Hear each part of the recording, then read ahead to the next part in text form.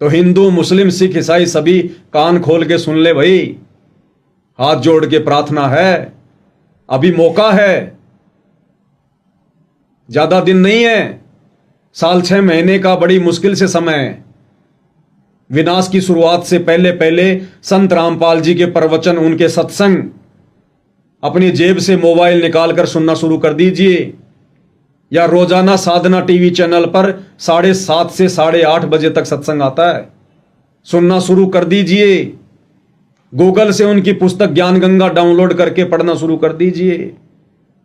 अगर अपने और अपने परिवार का बचाव चाहते हैं तो, अन्यथा दुर्गति सबके दरवाजे पर दस्तक दे चुकी है। तो अंत में मैं तो यह कह सकता हूं कि ये सनातन यात्रा के नाम पर या फिर हिंदू होने के नाम पर ये जिस प्रकार की यात्राएं की जा रही हैं, रैलियां निकाली जा रही हैं, ये मात्र दिखावे के अलावा कुछ भी नहीं है। इन्हें स्वयं ज्ञान नहीं है कि सनातन क्या है, सनातन धर्म क्या है। इनके अंदर सनातनी होने के एक भी गुण नहीं है, हिंदू होने के एक भी गुण नहीं है। सूखे ढोल पीटे जा रहे हैं और आए दिन इनकी दुर्गति हो रही है। किसी के ऊपर परमेश्वर का कोई पंजा नहीं है, काल सबके सिर पर बैठा हुआ है। सबसे हम तो यही विनती करेंगे, जितना जल्दी हो सके संत रामपाल जी के सत्संग सुनना शुरू करें, उनसे उपदेश लें। ये ना देखें कि जेल में बैठे हुए हैं तो छोड़ दो फिर 33 करोड़ देवी देवताओं की पूजा करना। ये भी तो रावण की जेल में बैठे हुए थे, फिर क्यों उनकी पूजा कर रहे हो? छोड़ दो श्री रामचंद्र जी की पूजा, 14 साल उन्होंने भी तो जंगल में जेल काटी है।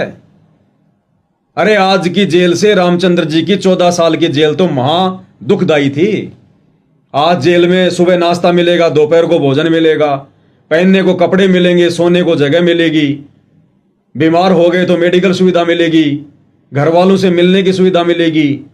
14 साल के वनवास में रामचंद्र जी को क्या मिला सिवाय दुख और परेशानियों के, राक्षसों से लड़ने और झगड़ने के। तो रामचंद्र जी वाली जेल तो आज की जेल से लाखों गुना ज्यादा कष्टदायक है। तो रामचंद्र जी ने भी तो 14 साल की नारद के श्राप के कारण जेल काटी, वनवास भोगा। छोड़ दो फिर उनकी भक्ति, क्यों पूजा कर रहे हो? श्री कृष्ण जी की भक्ति छोड़ दो, उनका तो जन्म ही जेल में हुआ, उनका तो जन्म ही जेल में हुआ। छोड़ दो फिर उनकी भक्ति। क्यों महात्मा गांधी जी की फोटो अपने नोटों पे लगा के फिरते हो? सत्याग्रह आंदोलन में उनको भी 6 साल अंग्रेजों की जेल काटनी पड़ी। क्यों तुलसीदास जी की रामायण पढ़ रहे हो? बाबर की जेल काटनी पड़ी तुलसीदास को। क्यों नानक जी को अपना वाहिगुरु मान के पूज रहे हो? नानक जी को भी बाबर की जेल काटनी पड़ी। तो ये ना देखो कि कौन कहां बैठा हुआ, ये देखो किसके पास क्या ज्ञान है। संत की पहचान उसके ज्ञान से होती है। आज कौन से ब्रह्मा विष्णु महेश हमारे पास में बैठे हैं जो हम उनकी भक्ति कर रहे हैं? वो तो अपने अपने लोक में बैठे हुए हैं। जब वहां से वो आपको लाभ दे सकते हैं तो संत रामपाल जी तो 200-400-500 किलोमीटर दूरी बैठे हैं। इनका लाभ तो बहुत जल्दी आएगा हमारे पास में।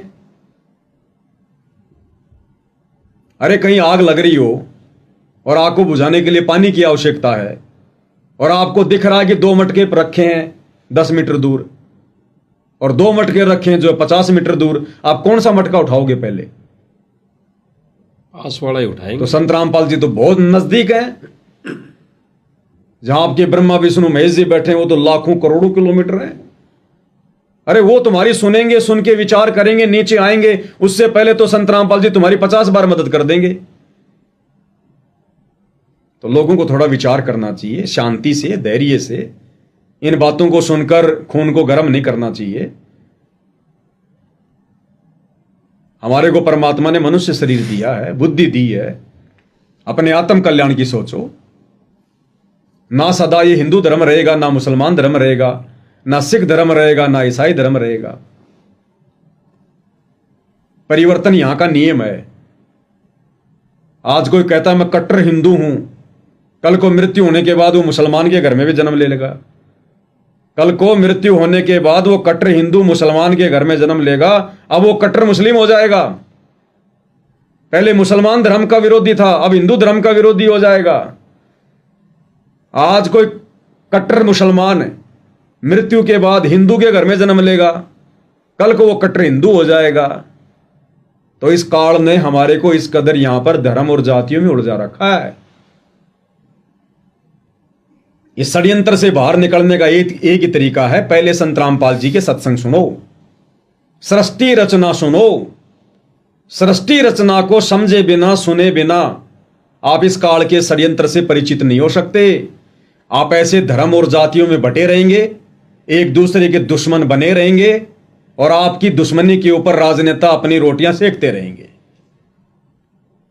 और अंत में ऐसे दुर्गति से फिर किसी सड़क एक्सीडेंट में, हॉस्पिटल में, बीमारी में या लड़ाई झगड़े में ऐसे दुर्गति को प्राप्त हो जाएंगे। अगले जन्म में गधे कुत्ते सुअर बनकर फिर वहीं घूमेंगे। फिर पहनने को कोई कपड़ा भी नहीं देगा, खाने को 2 टूक भी टाइम पे नहीं मिलेंगे। जो अपने आप को कहते हैं मैं कट्टर हिंदू, मैं कट्टर मुसलमान, तो वही मनुष्य जन्म वैर और शत्रुता पैदा करने के लिए नहीं मिला, परमात्मा की पहचान करके भक्ति करके आत्म कल्याण के लिए मिला है। तो सभी भाइयों से मेरी तो यही विनती है, सनातन का झंडा उठाने से पहले सनातन को जान लो, पहले खुद सनातनी बनो।